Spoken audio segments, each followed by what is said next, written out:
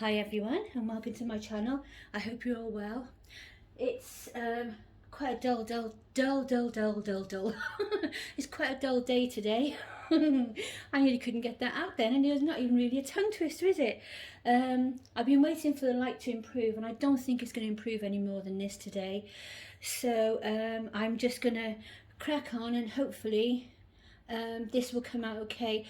She doesn't look too bad through my phone, the camera on my phone, but she's a little bit shadowy.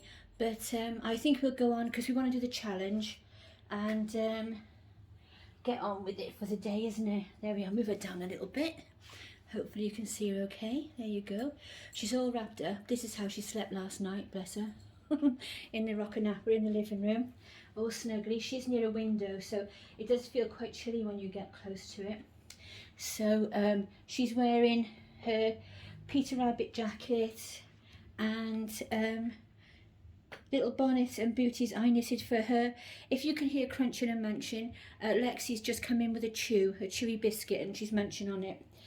Hopefully it won't pick it up, and hopefully it won't pick up my tumble dryer and washing machine that are going away out the kitchen either, so I apologise if they do. And the little grey leggings and everything she had on yesterday. Oh, and I'll show you what we're going to put on today. I'm going to try this hat today because she hasn't really worn a hat yet like this style, and it's chilly, and she's going to wear this absolutely adorable sleeper that's got lovely sort of pale pastel autumn colours on it, from two at Sainsbury's. This is one of the things that I bought ready for her before she was here, in anticipation, and the colour is lovely on her. It's absolutely gorgeous. Though, do you know what I'm finding more difficult about this challenge than anything? Is that she is so lovely, and I so want to take dozens of photographs to send off for my free prints, that I still keep wanting to change her into other things, which is ridiculous, I know, but it's just one of those things, isn't it? Got to take lots of pictures of your new baby, get it all out there. Look at those legs. And her little feet. I love how the feet are really quite in proportion. Reborns, unless they're reborns, quite often have really small feet for size, but these are looking pretty much in proportion, and they're long toes and things, and really lovely. So you're all naked at the bottom nearly, aren't you? And you haven't got much taken off the top. Yeah, so those workmen that I was telling you about the other day, they popped up, I think it was Thursday, because we had a busy day Thursday, and they seemed to be here as well. And they potted around for an hour or so, chucked some debris off the roof down into some bags and things, and that was it. They cleared off again then. And I don't know how that works, because I don't really care if somebody else is paying for it, but we pay for it in our service charges and things. So you sort of think, well, you know, that could have all been done so much quicker and probably cost so much less. Depends, I suppose, whether they're paying, I was going to pull that then, I thought it was poppers, whether they're paying like the contract is per hour, or else it's just for the job, and then they might be sort of flitting about between different jobs. But it seems such a pain, you know, to have the inconvenience of the scaffolding outside, and you know, when they do come, they use up parking. You know, we were told that they'd have like a skip, and they'd have a truck or some kind, I've forgotten what it was now, you know, with the things on it, and that they'd have a portable toilet for the workmen, and you know, all these different vans. And we were thinking, well, you've got 16 residents here, and each one's got their own parking space, and there's nowhere else to park. So we were thinking that we were all going to be fighting for space, and I was thinking, well, I just won't go out then. When it comes to it, I'll make her a bit bigger so you can see her. I just won't go out in the car. Monday to Friday, I'll walk into town, stuff them. I'm not losing my space to a portable loo. That's not happening, because I'll get a ticket then when the man comes around and I'm not in my space, because we have to have residence permits on it, and I'm not parking over the car park that's nearby. I'm walking back when I pay for a parking space here? You know, why should I have to pay somewhere else? So it sounds, you know, oh bless you, it sounds like a petty little thing and not important in the big scheme of things, but it is irritating sometimes, isn't it, these things?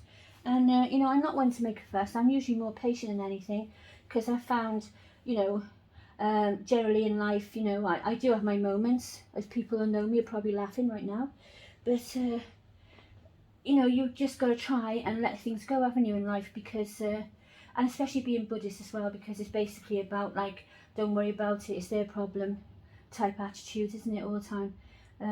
You know, karma will sort it out, or their own behaviour, which is what it is really, will sort them out in the end, which will be coming too soon actually, in this video. But I'm not spoiling it now while I'm changing Lydia and spoiling her spot with unnecessary people. Oh, look at that, as sweet as anything. Absolutely lovely. I'm trying out different positions for this filming. I've come back to this side where I normally go today, so I'm leaning over a bit, so I apologise for the huffs and puffs, because it does hurt my back. But and that's another reason why sometimes I tend to change them quickly, because it's like, ouch, that's hurting. How long can I lean over for? I have to give in. Put a little hat on. She's going to look like wee Willy Winky now, isn't she? Oh, that's really cute. I do love these hats. I'm going to leave her dummy out so you can see her. There we are. So this is day 4 of the 30-day challenge, and she looks stunning in this. These colours really do suit her, the pinks and you know, the sort of autumny colours, but how can you put it, like the girly version of autumny colours, or the pastel, more you know, pastel girly colours, rather than the rich colours like burgundy and a deep gold and deep reds and that kind of thing, greens, all those sort of colours that you see around autumn. We've got a beautiful tree across the road that I absolutely love. I think it's called a red birch or something like that. I say it quietly because I might have got it wrong. But whatever it is, I've got a feeling I did get that wrong actually, and it's something else. But whatever it is, it's absolutely gorgeous, and I love this tree all year round. And it's got the dark, dark red leaves, and it's absolutely gorgeous. It is. I love it. I'm so happy it's across the road. You know, it's one of those things, because I do love plants. We've got a place in Torquay, or Barbican probably, and it's a miniature model place, you know, where they have miniatures of little towns and different things. And when we went there the first time many years ago, I love the miniatures because I like miniatures anyway. I would absolutely love a doll's house. I always wanted a doll's house since I was a little girl. My sister had one, but I didn't. But then I always played second fiddle to my sister anyway. It just works like that, doesn't it? And she was younger than me. But she was the achiever, apparently. You know how it goes with those sort of families. Yeah, she had a doll's house and I didn't. And I've always wanted a doll's house. And I really should get one now, shouldn't I, really? Before I get too old and get shaky hands and things and I can't put things out. No, I shouldn't say things like that. But you know, you just get to an adult and you think to yourself, well, why am I thinking, oh, I'd like, why don't I just save up and get them? Christmas is coming. That would be perfect, wouldn't it? Perfect idea for Christmas, a doll's house. And then I can buy little miniature furniture and little miniature things. I love miniature tea sets. You know, the children's china tea sets, porcelain tea sets, and the little things like that, and the little pictures, you know, like the little works of art on the wall and that kind of thing. I'm the same with dogs. I tend to love, when I was young, I wouldn't even dream of it now because I just wouldn't, I couldn't even afford to feed one. But when I was young, like in my 20s, I did have a Rottweiler at one stage in my early 30s, late 20s, early 30s. And she was absolutely adorable, a great big soft old thing. Everyone was terrified of her because of the bad press, but she was so soft, and she'd come and try and sit on your lap, and she was like 9 stone. And I used to play hide and seek with her in the house, and she was amazing with the kids, and they were all small then. My daughter Natalie was 3, and I have a photograph somewhere lost away in the old family photos of her sitting with her back, sits on the lawn in the garden, but both of them have got their back to the kitchen window, and there's this big Rottweiler sat there and this little girl reading a storybook to this Rottweiler. Absolutely magic, because that's what she was like. Absolutely lovely. But I did always want a Harlequin Great Dane. I thought they were beautiful and majestic creatures, lovely. I think I probably would have called him Duke or something like that, but not to be a girl really. I prefer girl dogs. I don't like the leg lifting with the boys. Sorry if you've got boys, they are adorable. I have had boys, but when I've been really taken with a dog, and my best excuse me, best dog ever was Jasper, my Yorkie, who was my little mate, and his ashes I've still got in the living room. He's never far from me. He never was when he was alive, and he certainly isn't going anywhere now. Yeah, and then I go for tiny then. So I'm the same with other things. I tend to go like, there's no middle. Like, I don't like the average. I like tiny miniature things, or like bigger things. I tend to go like that. It's really weird, isn't it? Especially with the dogs. Like, I've had Chihuahuas. I love them dearly. And I've had a big Rottweiler, and but something in between, like a collie or something, or a Labrador, it just shows no interest. I love all animals, especially dogs. A lot of the time I prefer dogs to people, because they are just so, they love you unconditionally. And like with Lexi, I absolutely adore Lexi. I've just weird. I can't do the middle-sized ones. I just don't like them. Wouldn't do anything to them. Wouldn't see one stray or go unfed. But I wouldn't, love one. It's just the wrong size for me. Strange, isn't it, how our minds work? So now I've got Lydia dressed, and she is looking amazing, absolutely gorgeous. She does in everything, absolutely everything. I've been counting outfits actually this morning, and I've made it up. She has 18 outfits, and then obviously you can coordinate things and swap things around, tops with bottoms, all the rest of it. But I counted about 18 outfits, and then I can take some out of the little girls' things as well. So I reckon we might go through to the 30 days without having to buy anything, which I really don't want to do. And I am trying to knit, but I'm having a lot of trouble with restless legs. So my knitting and crochet is going out the window this morning, or lately rather, not just this morning. It's just really hard to sit.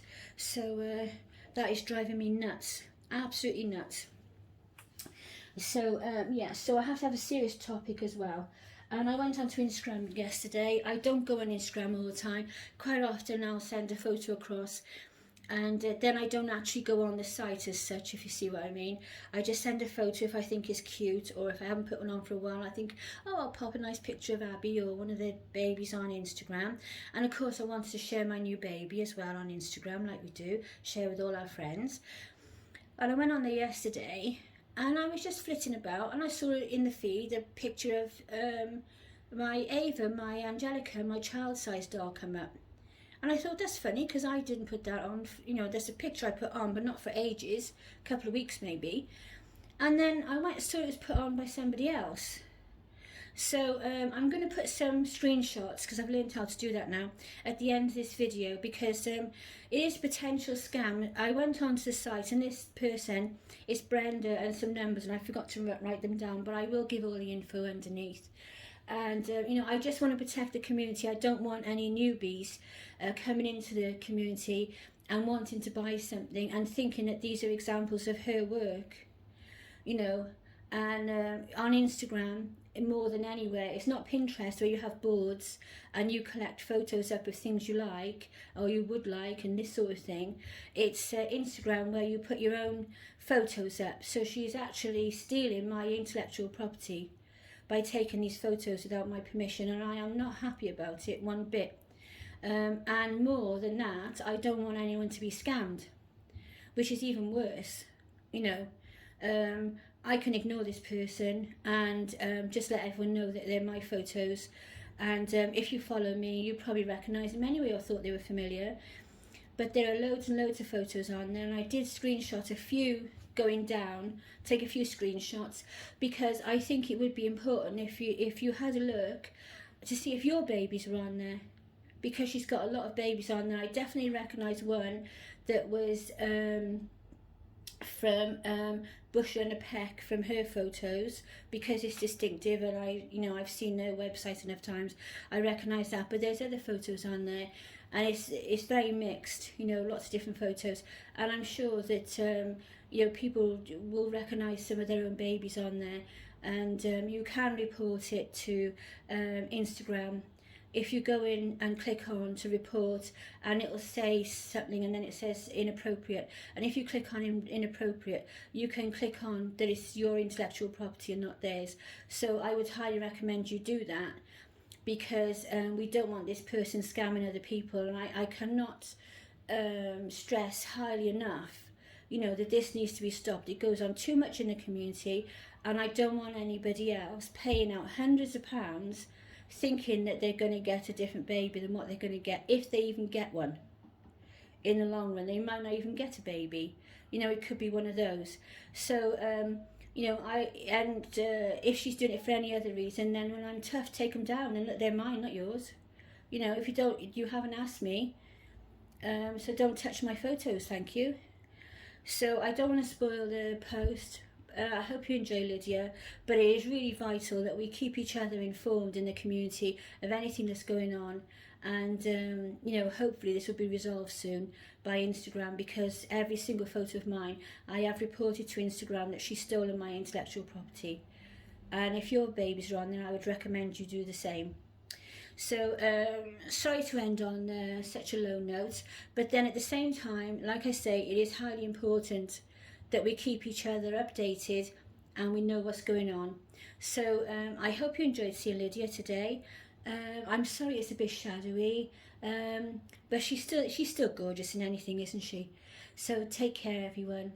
Lots of love. Look after yourselves and each other. Bye.